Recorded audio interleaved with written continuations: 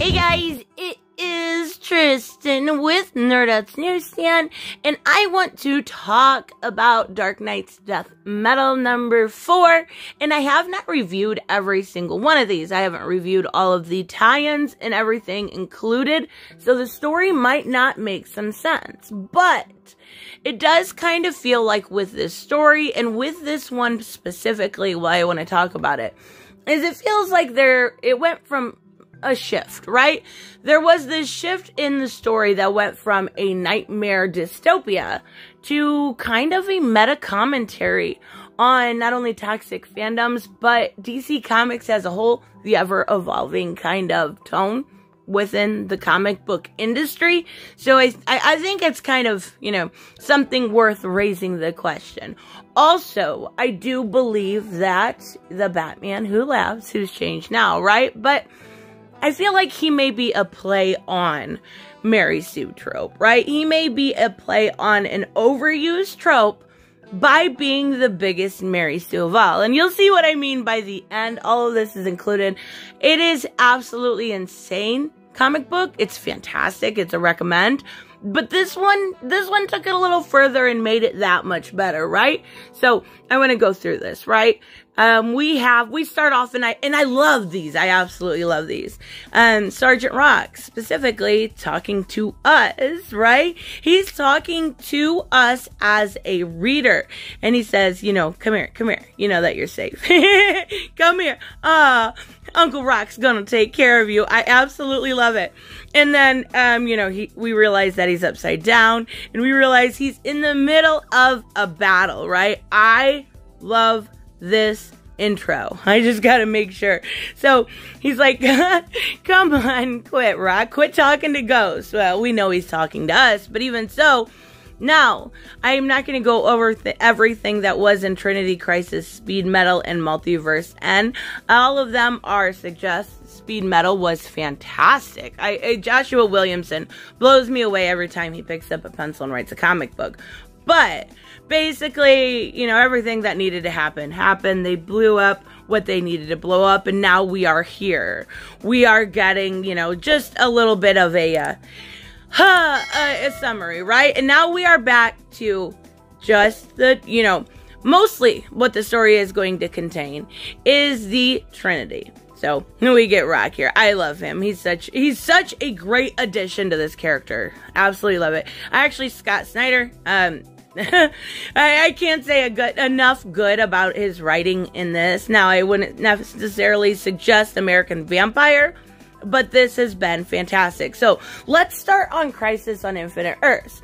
Now, we're going to talk about 3 crises in particular, right? And Crisis on Infinite Earth basically destroyed the multiverse, right? Then we're going to talk about Infinite Crisis, which brought back the multiverse. And then, finally, we're going to talk about Final Crisis, which kind of made the heroes aware of the multiverse, right? And brought in the new gods, and then Convergence made it Infinite Earths again, right? So that's our basis to the Trinity here. Now, the Batman here we are looking at, he has crossed, and he is going over to get the Crisis energy in his Alfred box. But what he doesn't realize is that, well, obviously it's Crisis on Infinite Earth. It would be the anti-monitor. But Mobius has kind of been the recent addition, right, since Darkseid War. So, what we are looking at is Mobius here. And he won. He won. This Earth, when Crisis on Infinite Earth happened, they lost. So, what is happening? There's no matter left. There's nothing left. They won, right? So, what is he doing? Very easily. He's getting rid of Batman. He's saying, I'm the real Mobius. I am the real Mobius. And you guys lost. He calls him kid. I love it. So he's being taken apart here. Now, we are going to cross over to Superman, right? And Superman is on Infinite Crisis, right? It should say, yeah. No, Final Crisis. I'm sorry. It's Superboy Prime. That's on Infinite Crisis. So let's talk about this. Now, what they do say is, we've got Superman here, and he's obviously got the other Superman around him, different versions. But Darkseid's here. Darkseid is here, and his chair is literally superheroes. I love it. I really do like it. But he says, you know, you really are Darkseid, and I think this is kind of cool because he has to be put into this flame, right? And you know, he says, I'm true Darkseid, right? He is the true Darkseid. So in this, we had, you know, Darkseid and Mandrake. It looks like they beat the Fallen Monitor, I would say, but they did not beat Darkseid, giving form to the true Darkseid. Giving him his true form, right? Because Darkseid is a singularity. He is, there's only one of him. No matter what on Multiverse, there's only one true Darkseid. So whenever we see him, not here, but in, you know, other comics, it's an avatar, and physical form is basically a proverb. So technically, we've seen his true form, but this is his true physical form, and I like that they're playing off of that. I like that they're using that within it, and, you know, I like that they're putting Superman in a big old fire. Now, this is where I really want to talk, and this is where a lot of the conversation and the meta evolves. We have Wonder Woman. I almost said Superwoman. What's wrong with me? I've been reading Forever Evil. Anyways, so Infinite Crisis, Superboy Prime. Now, I love Superboy Prime. He's a good villain. He makes a great villain. He actually, I think if he makes it through, I'll just show, I went too far down, I apologize. I think if he makes it through Death Metal, he will be the only character to have ever made it through every single crisis. Now, I could be wrong on that, but I'm pretty sure I'm not. Anyway, so he's the most reasonable of these three characters, of Darkseid, Mobius, and then Superboy Prime. He is the most reasonable. And that's because, at least in my opinion, Superboy Prime's not evil. He's maybe misunderstood, maybe a little erratic and crazy, but he's not evil. Even when it comes to Jeff Johns, he wrote him, you know, as this almost toxic fanboy. And that's where we're going to have to look at this for this conversation. Superboy Prime likes black and white. Superboy Prime likes non-edgy storylines. He has his personal ideals of how comics and heroes should be. Sound familiar at all? That's where we're going to go with this toxic fanboy conversation. Now, this tone is going to shift to that. And still, like I said, it does talk about the, you know, the way that DC has evolved, but it's mostly toxic fandom here. So we see, obviously, the tower, right? We've seen this tower before. I believe, last time we probably seen it was Teen Titans, maybe. I don't know. Anyways, it's a tower that's been and has, you know, has been with all of these crises. So he says it's a dream of what should have been, and now what will be again. He basically made, I don't want to show that yet, he made a deal with the devil. He made a deal with the Batman who laughs because he wants his perfect world. He wants it so badly, he is willing to throw everything else away. Now his perfect world is everything you can think of, old comic style, black and white, you know, evil is evil, good is good. There is no blurred lines, nothing like that. He says, for years, I listened to you and I heard the voices of the people. Now, what I think this is meta on, and what I'm talking about evolving comics, is the way that the fans reacted to writing, right? The way that the fans reacted to the writing of different people, whether it was on Superman, Wonder Woman, whether it was on Batman, the way that things changed in the last 10 years and people were upset. He says, I heard anger, fear, the ugliest music in the universe, bad storylines. That's what I'm trying to say, is I think that's what he's looking at here. But we get his perfect world. We get his perfect world. Now, when he says he heard it, he was locked up in the source wall. That's what he means. When he fought Connor, right, in Teen Titans 100. So, that is where he has been. Now, he is saying, why? Because these heroes whose goodness inspire them and keep evil at bay, you vanquished it already. there's a lot of storylines recently, and more in Marvel, I would say, than DC, but where, you know, those lines are blurred, and, you know, people aren't happy about that, right? And that's kind of what I'm taking from this. I could be completely wrong. You know, she says, whatever he promised you, don't believe it, right? And he says, well, I went to him. When I went to him, he didn't come to me, I went to him. So, not only that, but he said, all I have to give you was you, right? And that's going to be, well, we're going to go back to Gotham a little bit, but that's where, I remember that for our conversation when we get there, right? So they are being chased from Speed Metal still. They're trying to get to the Mobius chair so they can power it up. Well, they have the Mobius chair. They got to it in Speed Metal. They need the crisis energy put into the Mobius chair, right? So we see, you know, kind of, this is a part I talked about the other day, right? So we see the continuation of Jarro and Harley and Swamp Thing and Hex, right? And we get a kind of conflict with the Robin King. Now, Robin King is a great addition. I love him. I think he's a great character. He really does a good job, even, you know, being a housebond, right? So let's talk about Robin King. He has Hex, and he's just saying it hurts. And he's saying, just let him go. There's nothing left of him. There's nothing left to hurt. And that's where we see Robin King really outdo what Harley has to say that. He says, you know, I feel it's kind of a negative way to look at it, Harley. Maybe I'm just young and naive, but I always like to think there's something left to hurt. And that's exactly what he does. That is exactly what he does. He stabs him with a Masic Mavdal, if I can talk today, actual knife, which means every single night or every single morning, his skin is peeled off. And every single night when he goes to sleep, it is regrown. That is what this knife does. So every single day, he is in agony. And I do like the weird, like, I may be the only one, but like shipping of Harley and Hex, I do think they make a great team we've never really seen before, right?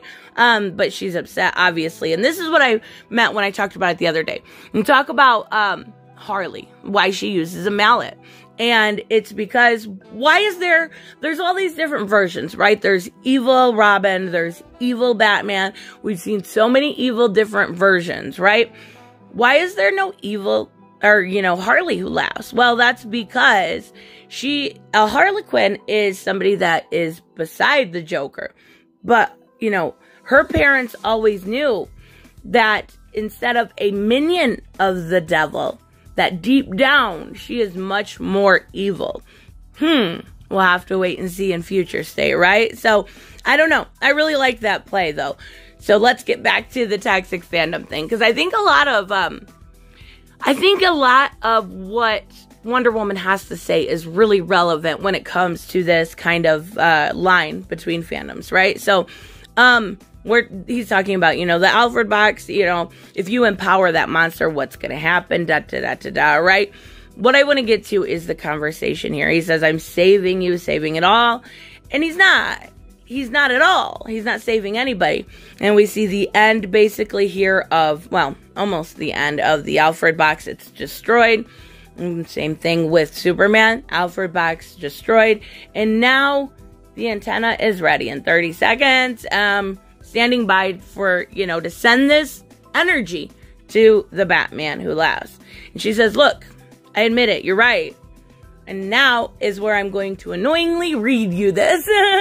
But I want you to think of the divide in comics fandoms. I want you to think of the divide in creators calling you toxic or something along those lines. It'll relate to everyone a little different. She said, the world isn't what it used to be.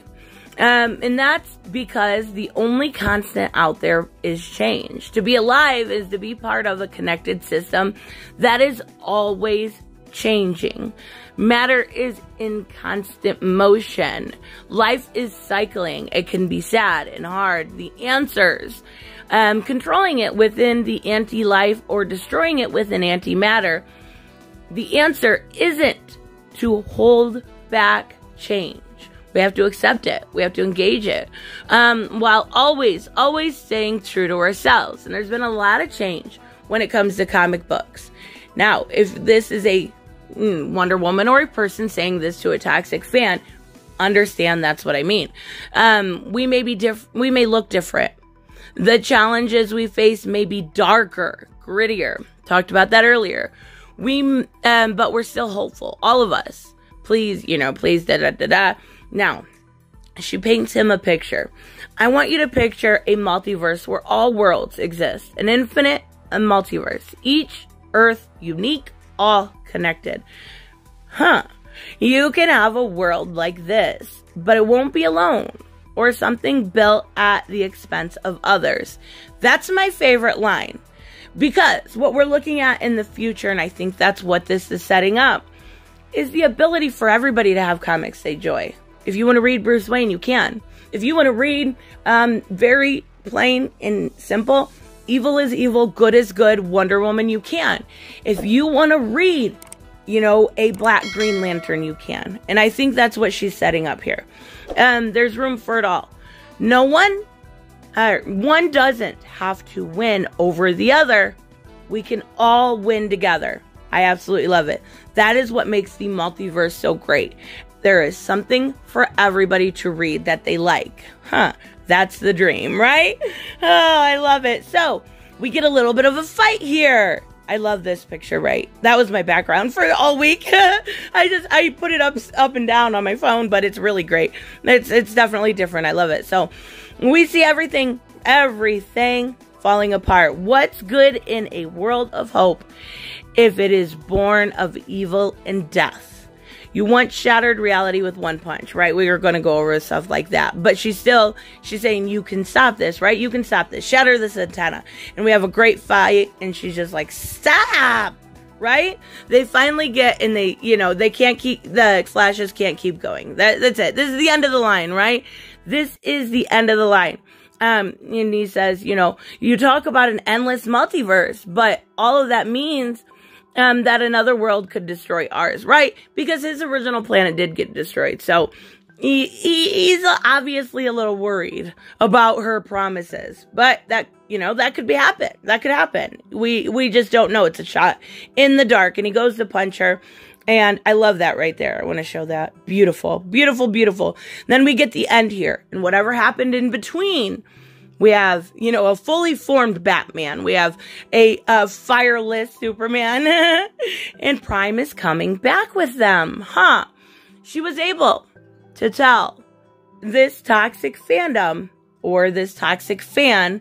And obviously, we've seen him played as a very toxic fan before. That's where I'm getting this from, Jeff Johns. Read it, right?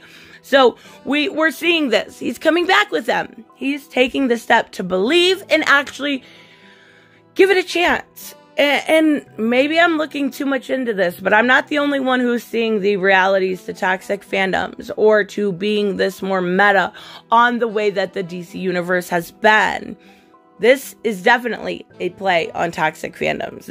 I could be reaching, but you know what? This is the way this is the way I've interpreted Scott and, who is it? It's not Mitch Gerards. I don't remember. I'll put it below. How can I not remember? That's ridiculous, Tristan.